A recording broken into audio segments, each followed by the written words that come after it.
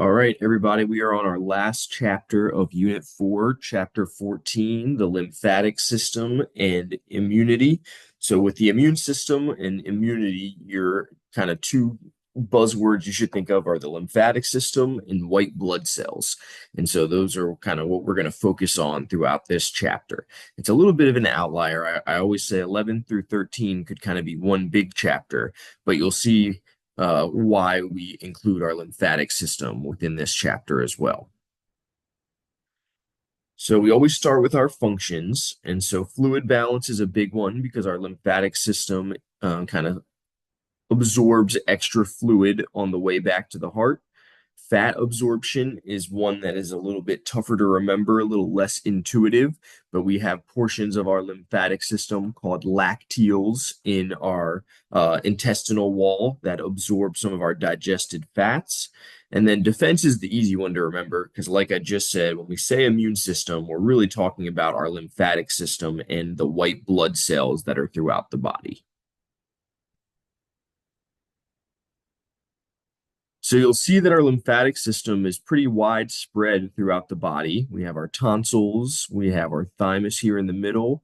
Like we said, the intestines are even included. Our bone marrow is where a lot of things start. So you'll see the lymphatic system includes a ton of different things throughout the body.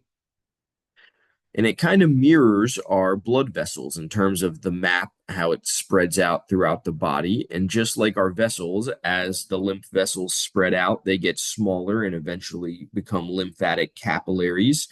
One unique feature we see is kind of these little nodes or dots that you see along the way. And you can think of these as security checkpoints that have high concentrations of white blood cells. And so as the fluid is passing through our lymphatic system, we have a checkpoint so that we can get rid of things in that fluid that really shouldn't be there. We're going to talk about how this fluid drains for a second. So it's important to understand, and we'll talk about this again, that lymphatic flow is one direction. So our cardiovascular system is bidirectional. There's two directions. Remember, our arteries go away from the heart, our veins return back to the heart. We kind of associate our lymph vessels with the vein part of the system because our lymph fluid also goes back towards the heart and it empties into our subclavian, the right and left veins. So lymph fluid gets to the veins prior to getting back to the heart.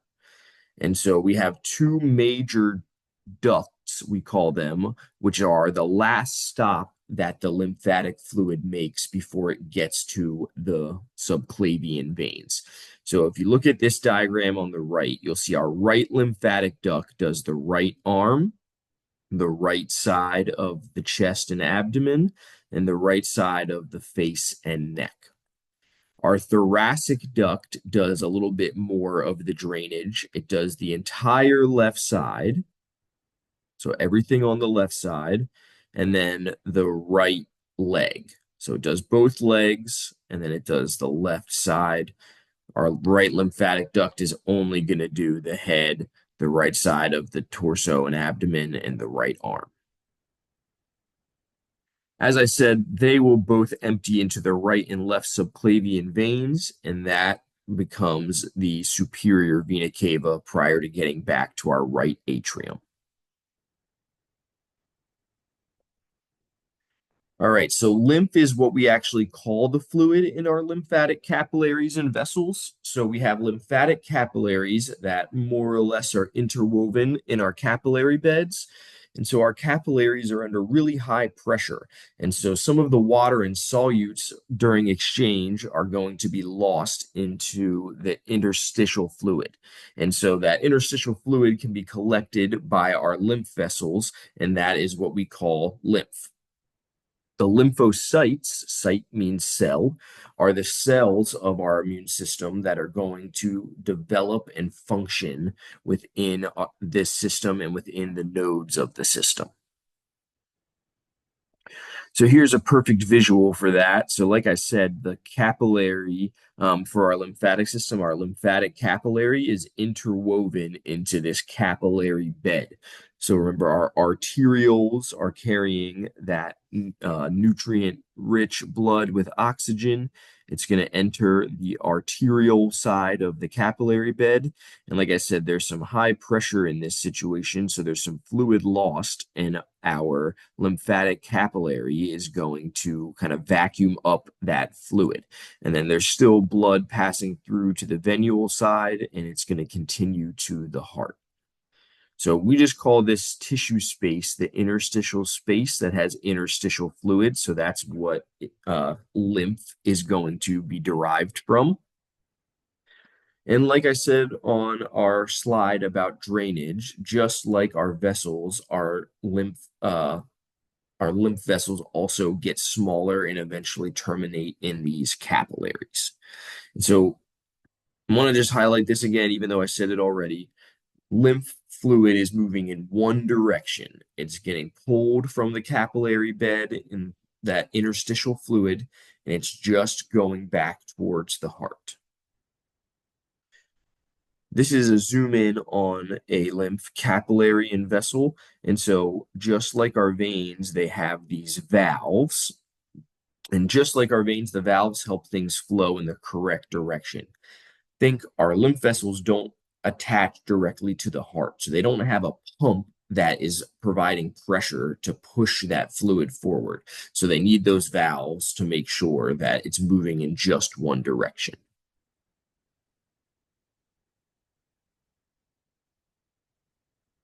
So the of capillaries, we said, are the smallest vessels. And so it's easy for them to get this fluid in. They're very permeable. We find these in most of our tissues. And just like I said on the last slide, I highlighted these valves to make sure that we're going the same way. There's no pump at all. And we're just trying to get back to the heart. And so our lymphatic capillaries eventually join our bigger lymph vessels. So multiple lymphatic capillaries are going to join together into a lymph vessel. We say we kind of associate their structure with veins because they have the valves, and the lymph flow is going to go from the smaller vessels to the larger vessels, and then eventually it's going to terminate in the right lymphatic duct or our thoracic duct, like we looked at on our drainage slide. But if you were to add the veins and arteries back in, they would kind of overlap and look very similar to our lymphatic system. And that makes sense because if we are going to get our lymph fluid via the interstitial fluid that's lost from capillary exchange, then we kind of have to mirror the vessels because they're also going to terminate where we need to get that fluid. Like I said, one of the unique structures is our lymph nodes. And so we don't have those everywhere, but there's a fair bit, and they're named for where they are housed. So cervical for the neck, axillary for the armpit. And those lymph nodes, like I said, you can think of them as security checkpoints where we're going to have kind of an extra concentration of white blood cells in our cells that monitor that fluid.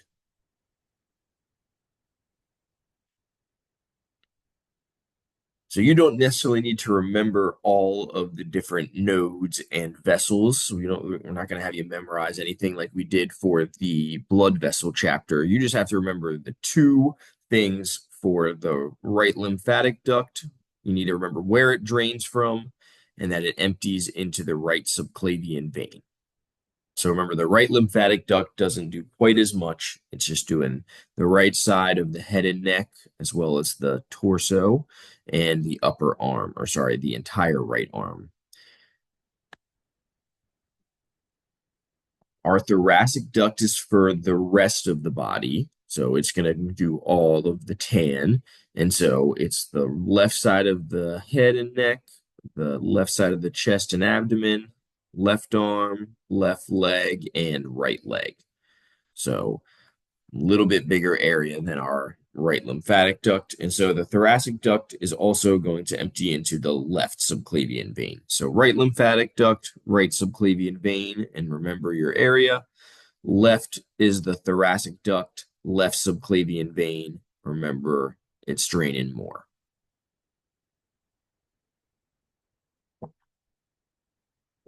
Okay, the first lymphatic organ we'll talk about are the tonsils. And so our mouth is a large opening, so it makes sense that we would have a protective ring to kind of stop invaders from getting in the first place.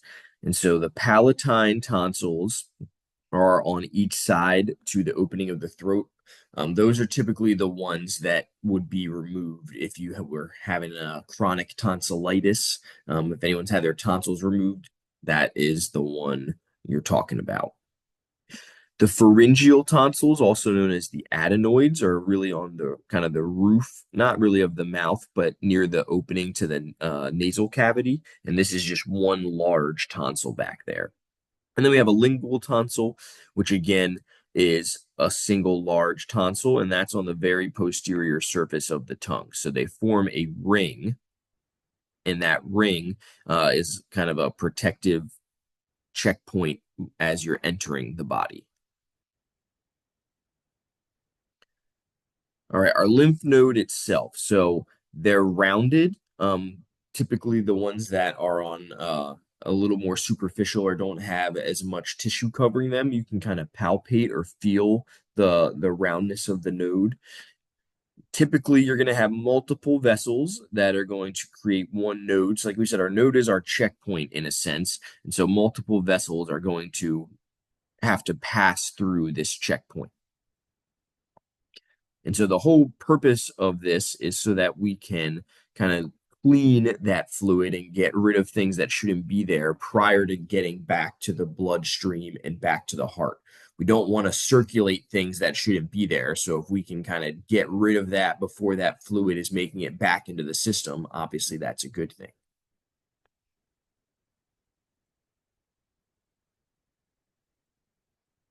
So when our immune system is actually activated, what does that mean?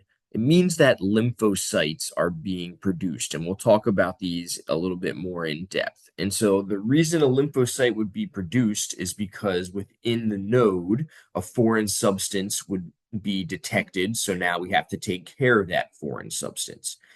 We also have macrophages. If you remember back in chapter 11, when we first talked about our different cell types, they're one of our phagocytic cells. It was our macrophages and our neutrophils that were our two main phagocytes. And we have these in our lymph nodes as well, because then we have something there that can eat up things that we don't want. Okay, the spleen. It's about the size of our fist and it's just posterior to our stomach. Its main job is to filter blood. It also has lymphatic tissue within it, and so it can detect and kind of send off a signal to have our body respond to foreign substances, and the spleen itself is capable of responding to foreign substances. So one of its jobs is to destroy old red blood cells, and it also serves as kind of a blood bank for our body. So we can keep reserve blood in our spleen, and then if our blood volume is getting lower, our spleen can contribute some extra blood to circulation to bring that back up.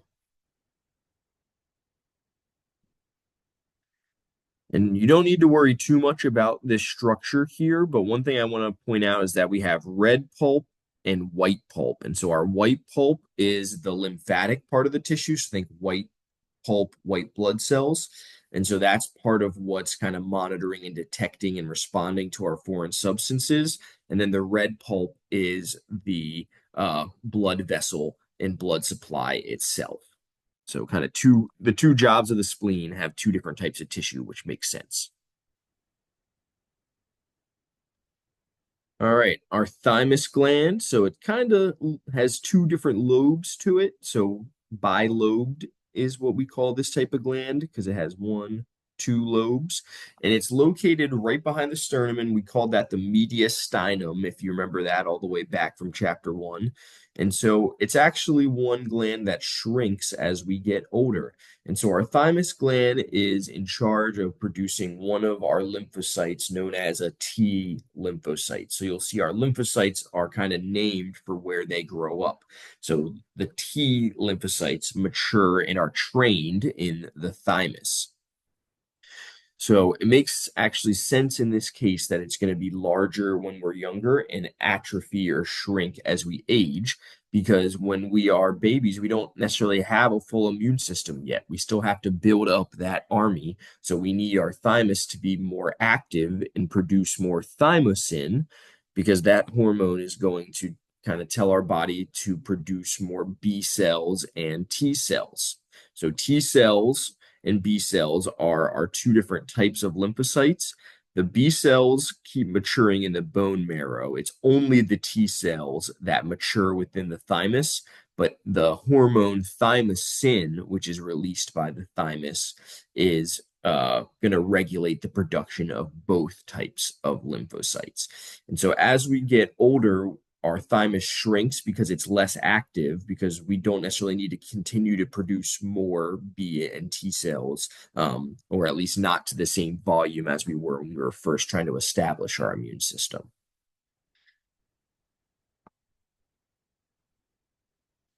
Okay, for some of you guys that like visuals better, this is a good summary. So I'm going to zoom in just a bit. Okay,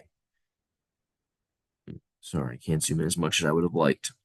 All right, so this is our heart. So we'll use this as our starting point. So that's our pump. And so we said a rule that's never broken is A away. Arteries always carry away. And in this case, they're going to be carrying that oxygen-rich blood through to the blood capillaries. Remember, our capillaries are our middleman, and then they are going to flow out through the veins. Now, this is showing that there's fluid exiting that cardiovascular system that is going to be collected by our lymphatic capillary. Remember, in our previous slides, we saw that kind of interwoven here, so don't let that confuse you. It's just a little bit of a different spot that the drawing's showing. So lymphatic capillaries are going to collect that interstitial fluid to become lymph. That's really what you need to remember. We have multiple capillaries that are going to meet in a vessel, and multiple vessels enter into a node where we have our security checkpoint, and that's going to help filter and remove anything we do not want in that fluid. Our vessels are going to get larger until they meet with either the right lymphatic duct or thoracic duct, depending on the side of the body. And then it's going to re-enter venous circulation via the right and left subclavian veins. This is just a reminder that we have lacteals in the small intestine, so that's going to absorb our digested fats. That, remember, lipids is the fancy term for fats.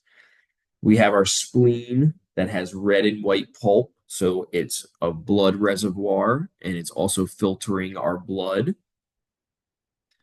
Our thymus is going to secrete thymosin to regulate B and T cell production. And then those mature B and T cells are going to be located throughout the body in our different lymphatic tissues.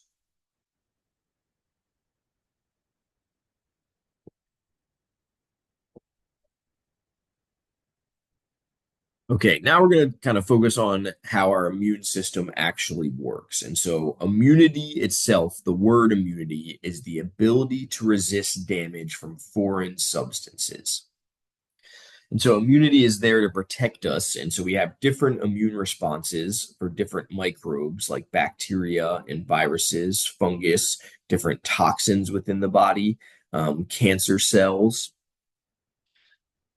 And then we really have two big umbrellas of immunity. So your two main categories are innate immunity and adaptive immunity. And we're going to talk about some subcategories of each. We'll start off with innate. And so another word for innate immunity is non-specific immunity. And so we call it non-specific because our innate immunity doesn't really care what you are. It's going to respond the same or do the same job, no matter whether it's a virus, a bacteria, a fungus, whatever it may be, it's going to function the same way. It's called innate immunity because it's present at birth. And so we're born with this system. and it can be any pathogen. So a pathogen is a foreign substance, and so this can be any pathogen. It doesn't matter what type. We always have these. They're always going to respond the same. That's why we say they can be non-specific. And so kind of our subcategories here are physical barriers, what we call chemical mediators. We do have some cells, some white blood cells involved, and there's the inflammatory response that we also include in this category. So the innate immune system responds quicker than the adaptive immune system, but our true first line of defense is the physical barriers within the innate immune system. And so our skin is an easy one to remember, and also our mucous membranes, so the mucus in our nose and mouth, and pretty much there with any opening to the external environment, are also going to be barriers to different pathogens and toxins. Some other examples of this would be tears. So when you get something in your eyes water and you get tears because we're trying to wash that out of the eye. Saliva is another example. Saliva has certain enzymes and material that'll help us to protect against things in the mouth. Urine washes away pathogens and toxins within the urethra because that's an opening to the external environment. So all of those would be physical barriers. So, like I said, remember that innate responds faster than adaptive as a whole. But if we ask for the first line of defense, you're thinking physical barriers. All right, our next subcategory here for innate is the chemical mediators. And so these are different chemicals that can kill microbes and prevent them actually getting into the cells. So some examples of our chemical mediators or different chemicals that do this function.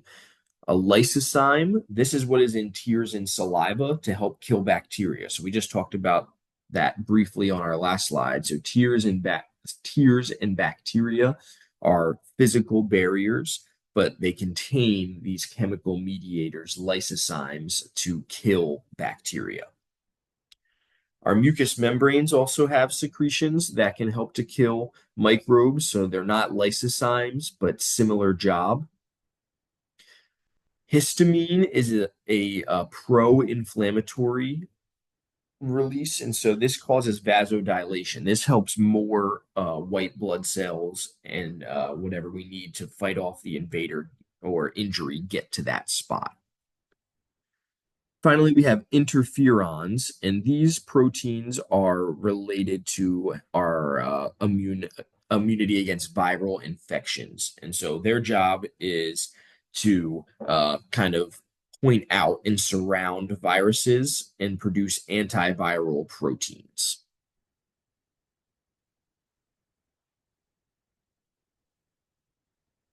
So our cells are, and namely our white blood cells that are going to participate in innate immunity. These are going to be produced within our bone marrow as well as the lymphatic tissue, and they fight off foreign substances, of course. And really the ones that we talk about the most are the phagocytic cells. So a phagocytic cell is capable of ingesting and typically destroying that foreign substance. And so our two main ones are neutrophils. That's our most abundant white blood cell. They're our first responders to kind of any injury or invader. And then we also have macrophages. They're much larger. They live a bit longer, and they're found throughout the body in different tissues. So if you remember, our macrophages are also called monocytes when they're first initially circulating in the system. Okay, so neutrophils are our first responders, and we have a lot of them because they die quickly. Our eosinophils are anti-inflammatory, and so they release chemicals to reduce inflammation. We don't have a whole bunch of eosinophils. The only other example that I can kind of think of off the top of my head that we talk about eosinophils with is fungal infections. Eosinophils also have a role. Basophils we have the least of, and their job is just to release histamine. So if I pop back up to our chemical mediators, histamine is that pro-inflammatory.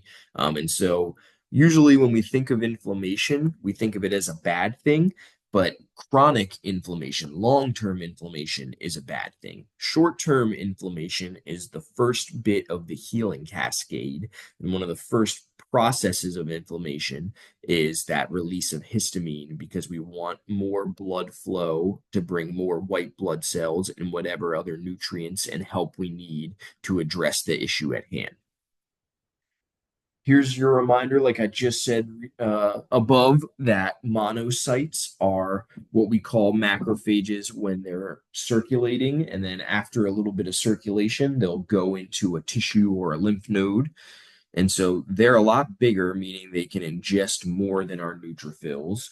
They protect our lymph within the lymph nodes, our blood itself as monocytes, and also in the spleen and liver. And we did have a couple other examples where they get a different name. So another example of this would be Kupffer cells in the liver. So when our macrophages are in the liver, they get to be called Kupffer cells. So kind of just designating where they are at in the lymph system or within the body. Some cells that we didn't talk about much yet are mast cells. So pretty much any cell that's a blood cell is going to be produced in our bone marrow. Not all, but most. And they're primarily going to be found in the skin, our lungs, our GI tract, and our urogenital tract, so the urinary system and the rectum. And so they're going to release leukotrienes. So that's another type of chemical mediator to aid in the immune response. It's going to kind of attract more white blood cells to that area. Natural killer cells are a special type of lymphocyte. Again, they're produced in the red bone marrow. You see that's kind of a theme here. And they're going to be able to recognize cells that shouldn't be there, like a tumor cell, like a cancer cell, a virus infected cell that's not functioning properly. And they do exactly what they say. They kill the cell. So it's our body's way of identifying certain types of cells that are non-functioning and getting rid of them. Cancer cells, and one of the things that makes cancer quite difficult to treat is that a lot of different variations of cancer are very good at hiding themselves from natural killer cells, kind of putting a mask on so that the natural killer cells can't identify them. And so one of the big categories of cancer drugs and a lot of the research in cancer is trying to figure out how can we make it more obvious to our natural killer cells and the rest of the immune system that these cancer cells really shouldn't be there. Okay, last but not least for innate, we're going to talk briefly about the inflammatory response. So we're not going to go super in depth into it, but the inflammatory response is really chemically mediated. So it's going to involve chemicals that bring cells to the area due to some kind of injury. And so that injury is going to introduce some kind of foreign substance or something that shouldn't be there, something that's not functioning properly. And then our cells will identify that and release chemicals. So I'm going to zoom in on our flow chart here.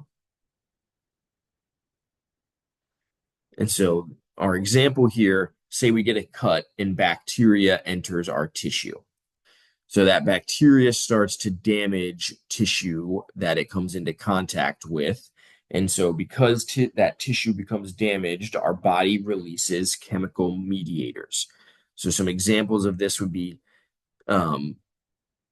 chemicals that induce chemotaxis. So chemotaxis means that we're going to have more permeability of our vessels, so more white blood cells can exit the tissue to the area of injury, and we're going to have increased blood flow to get them there faster. We're going to get more and more white blood cells to the area because as other white blood cells get there, they're also releasing chemicals to signal additional reinforcements to show up. The bacteria is going to be destroyed and eaten up by the neutrophils and macrophages. If it's gone, we'll kind of start the healing process. If it isn't enough to get rid of it, then that kind of process will start all over again. And so that's kind of what I was saying is that inflammation is very important for the actual healing cascade to begin, but we don't want this loop to just continue and continue and continue because it's supposed to be kind of a short-term response. All right, our cardinal signs of inflammation. You guys should definitely remember these. You don't necessarily need to know the definitions in depth, but you should definitely remember 1 through 5. So, redness. So, we talked about how during this response, we're going to get increased vasodilation, meaning wider blood vessels, more flow. And so that is going to result in hyperemia. So, hyper meaning excessive. And so we're going to have redness because we're going to have a lot more blood than usual in that area. Heat, again, because we have more blood in the area. Our blood is one of our kind of temperature regulators. Swelling, because we increase that permeability, which means extra fluid is going to get into those tissue spaces. And sometimes, if we have damage to certain tissues, that's also going to result in extra fluid there. Pain itself, because of those inflammatory chemicals, the chemical mediators that are being released, and the swelling will also put pressure on nerves in that area. That's a big concern with major injuries is that sometimes if the swelling is super intense, that pressure can really put damage on nerves and other tissues and cause some permanent damage if that pressure and swelling is not released. They call that compartment syndrome, if anyone's heard of that. And then temporary impairment of function. So swelling and pain both limit how well that body part is going to do its job. We always say pain is the body's way of telling you that something is wrong. The brain is smarter than we are consciously, so it's not going to allow something that is in pain to really function properly because it's trying to protect it. Okay, so everything we talked about so far fell under that subcategory of innate immunity. Now we're going to move on to adaptive immunity. So we said innate can also be called non-specific. And so adaptive is going to be the specific part of the system. And so we acquire this after birth. We're not born with this. We have to develop this throughout the lifespan as we're exposed to different things. And so our innate defenses they're there and they work quickly. But if they don't work completely, if they can't prevent it, then our adaptive immune system is going to then kick in. Our adaptive immune system is adaptive because it has a memory. It remembers different invaders and it kind of mounts a response specific to that pathogen. And so it'll then remember that pathogen so that the next time it encounters it, it's already ready to send out a response. So under this subcategory, we have two different types. We have antibody mediated. That's going to be our B lymphocytes. So think B for body, B lymphocyte. And then our cell mediated is our T lymphocytes. All right. So we already said the word pathogen was a foreign substance. And so some of these we've seen in our previous chapter with blood typing, but an antigen is any substance that stimulates an immune response. So this is our bacteria, our virus, pollen for allergies, something that's not supposed to be in our food or something we're allergic to, different drugs, all of them can be considered antigens if the body stimulates an immune response. A self antigen is produced by that person's body and still stimulates an immune response. So, this is something that exists within the body, but the immune system is still responding to. And then an antibody is what is produced in response to an antigen.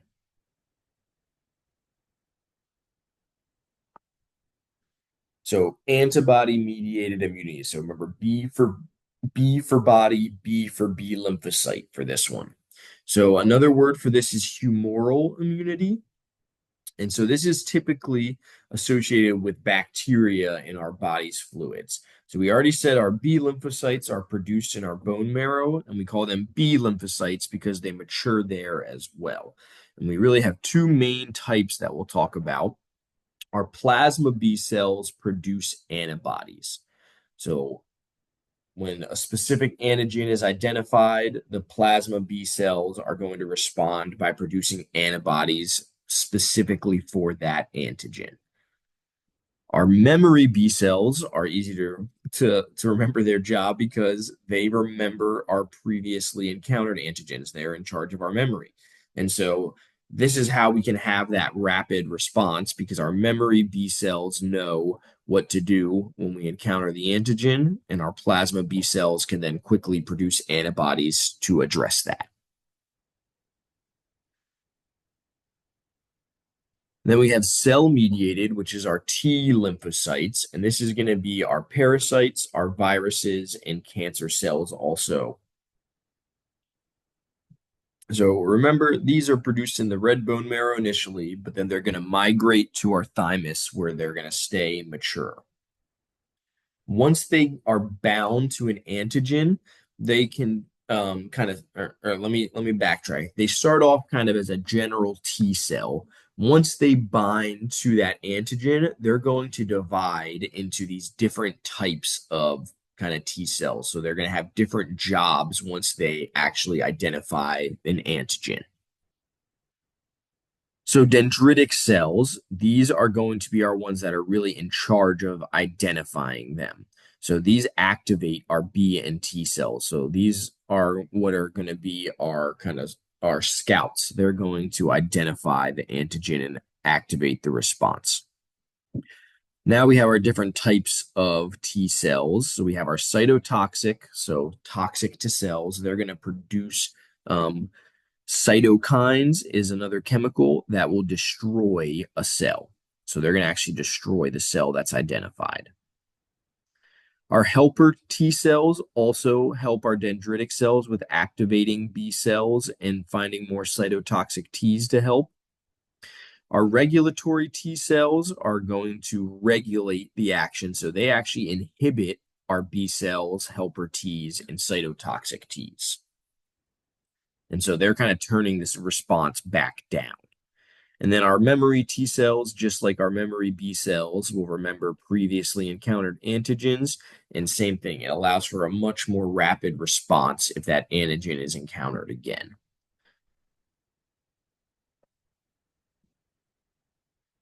All right, just a reminder here that the B cells and T cells, at least the pre-T and B cells, are going to start in the bone marrow. Those pre-T cells migrate to the thymus where they mature, and then they'll enter circulation from the thymus. So T for thymus. Our B cells kind of start in the bone marrow and stay in the bone marrow. They're going to mature there as well before they migrate. So B for bone marrow, T for thymus.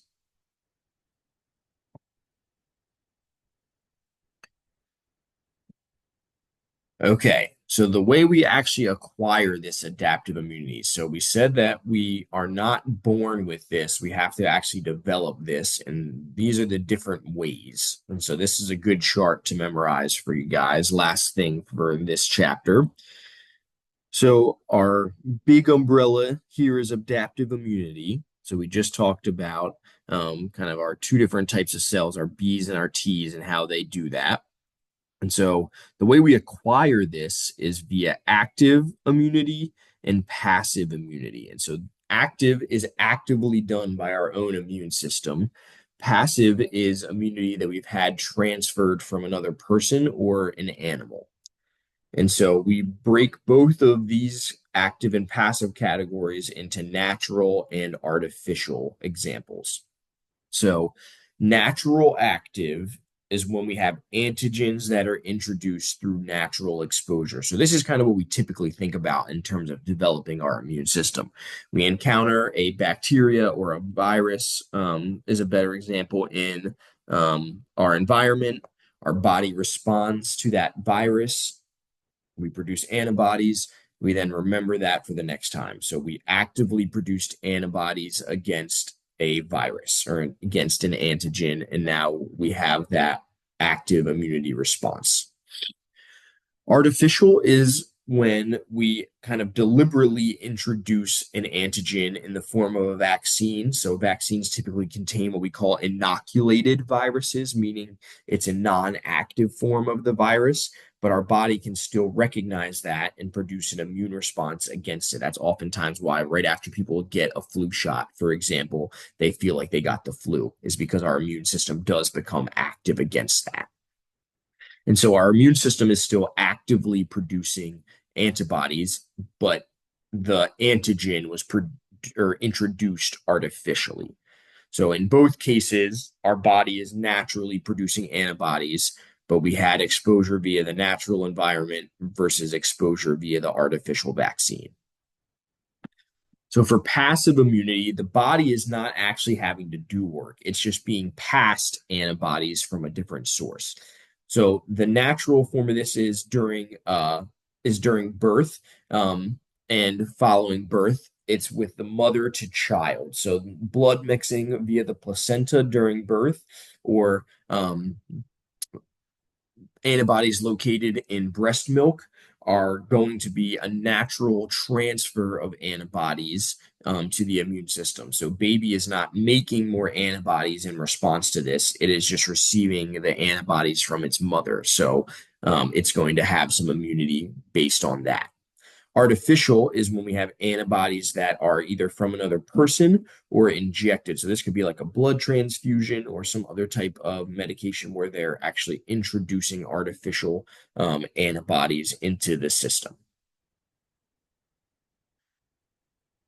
And that is everything for chapter 14. All right, so that wraps up unit 4. That's our last 4 chapter unit. So we only have 3 chapters in 5 and 6 coming along. So thank you for listening as always, and have a good day.